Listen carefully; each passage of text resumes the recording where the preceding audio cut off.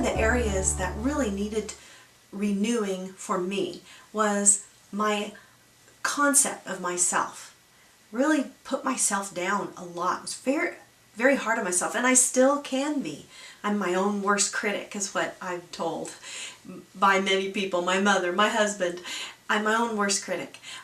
I'm hard on myself. So as my mind is renewed, I've come to more peaceful idea of who I am. As God shows me in His Word what is really true, it's starting to change how I think about myself.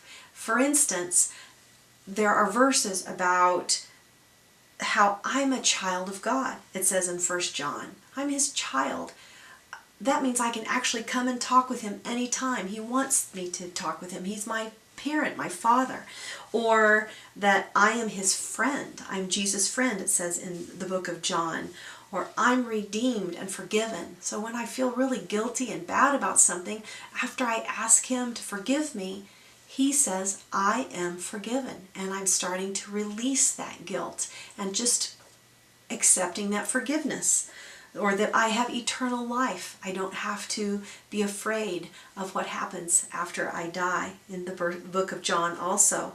In Corinthians, 1 Corinthians 2:12, it says, we've not received the Spirit of the world, but the Spirit who is from God, that we may understand what God has freely given us.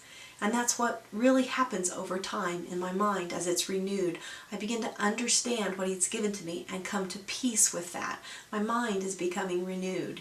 And that is a very wonderful place to be. And I really am excited for you in that way as well.